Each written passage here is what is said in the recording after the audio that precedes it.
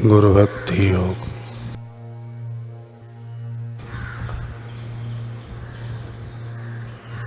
जो अद्वितीय हैं, ऐसे सर्वशक्तिमान गुरु की संपूर्ण शरण में जाओ।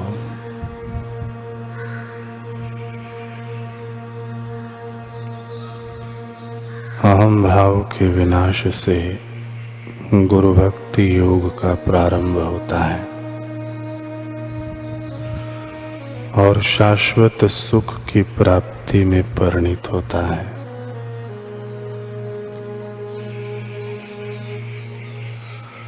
गुरु भक्ति योग जीवन के तमाम दुख दर्दों को निर्मूल करने का मार्ग बताता है।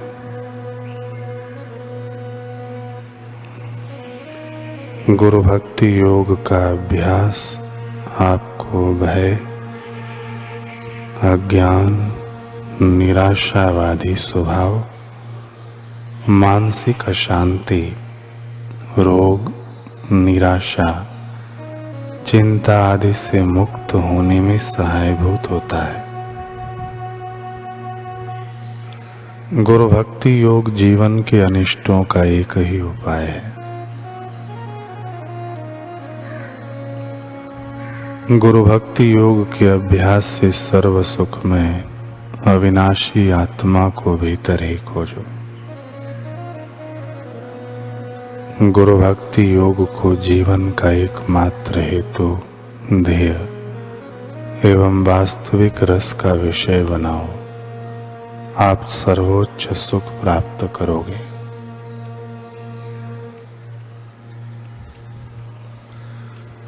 एक राजा का राज्य दूर दूर तक फैला था और उसमें प्रजा बहुत सुखी थी।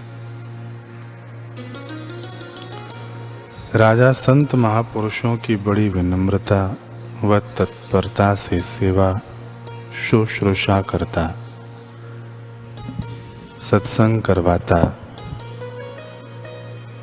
और उनके बताए हुए मार्ग का अनुसरण करता था, जिससे उसके राज्य में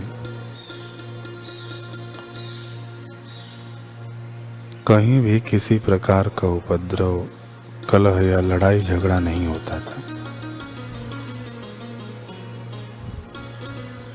उस राज्य से सटा एक छोटा सा राज्य था।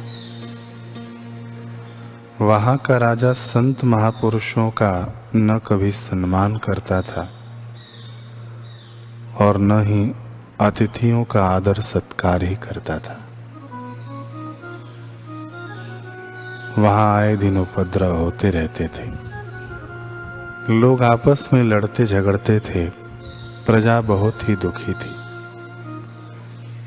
इससे राजा परेशान था और पड़ोसी राज्य को देखकर हैरान था। एक दिन वह परेशान राजा पड़ोसी राजा के पास आया और बातचीत में कहा कि मेरा छोटा सा राज्य है, उसमें रोज उत्पात होते रहते हैं। प्रजा बहुत परेशान व दुखी है। आपका राज्य इतना बड़ा है, फिर भी यहाँ इतनी शांति है, इसका क्या कारण है?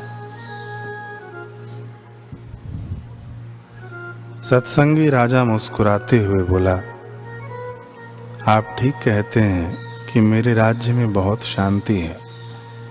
इसका कारण है ब्रह्मज्ञानी संतों महापुरुषों का सत्संग और उनका सानिध्य। मेरे राज्य में नित्य प्रति सत्संग होता है। सत्संग हमें जीवन जीने की कला सिखाता है। प्रभु के हर विधान को मंगलमय समझने की दृष्टि देकर हमें दुखों से, शोकों से उबार देता है। हमें भगवत रस पिलाकर रसमय बना देता है। रसमय जीवन वाला दूसरों को भी प्रेम रस बांटता है। इससे कलह, अशांति, दुख, शोक कोसों दूर भाग जाते हैं। और जिस राज्य में पिछले 5-25 वर्षों से कथा, कीर्तन, ब्रह्मज्ञानी महापुरुषों का सत्संग नहीं हुआ, उनका साहित्य सत साहित्य नहीं पहुंचा। वहाँ के लोग पिशाचों जैसे खड़े खड़े खाते पीते हैं, लड़ते झगड़ते हैं, टोना टोटका करते हैं, भूत पिशाच को मानते हैं, भगवान को भूलकर, मानव जीवन के उद्देश्य को भूलकर परेशान होते रहते हैं। फिर वहाँ कष्ट दुख मुसीबत आकर घेर लेते हैं। जो लोग सत्संग में जाकर भगवत कथा सुनते हैं, हरिनाम कीर्तन करते हैं, संतों से भगवान नाम की दीक्षा लेकर जप करते हैं, ध्यान करते हैं, उनके जीवन में सुख शांति समृद्धि का खजाना निरंतर बढ़ता रहता है। भगवान के चिंतन के फल स्वरूप वे देर सवेर भगवत धाम अथवा मोक्ष को प्राप्त होते हैं। सत्संग में गुरु के श्रीमुख से सुनकर मैंने 4 चौकीदार तैनात कर रखे हैं। मेरे गुरुदेव ने मुझे बताया है कि ये 4 चौकीदार रखना, ये हर समय तुम्हारी रक्षा करते रहेंगे। अशांत राज्य के परेशान राजा को अपनी गलती का एहसास हुआ, परंतु उसे 4 चौकीदार की बात पर आश्चर्य हुआ। वह बोला, आपके गुरु ने बस 4 चौकीदार के लिए कहे हैं, मेरे यहाँ तो चौकीदारों की फौज है, और 4 चौकीदार से कैसे काम चल सकता है। सत्संगी राजा मुस्कुराते हुए बोला, मित्र, मेरे गुरुदेव ने जो मुझे बताया है मैं तुम्हें बताता हूं। मेरे रक्षक दूसरी तरह के हैं। पहला रक्षक है सत्य, वह मुझे झूठ कपट के किले नहीं बांधने देता।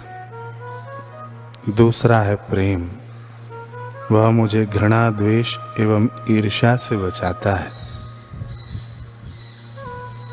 मेरा तीसरा रक्षक न्याय है, वह मुझे अपनों के प्रति पक्षपात व दूसरों के प्रति क्रूरता नहीं करने देता।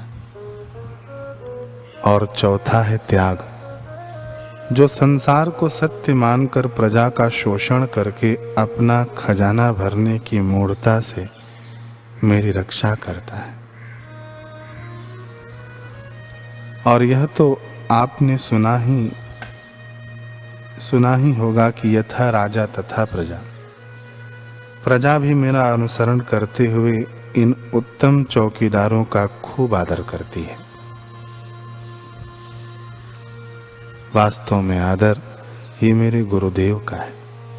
इसलिए मेरे राज्य में शांति है, सूझबूझ है, प्रेम है, पर दुख का तरता है।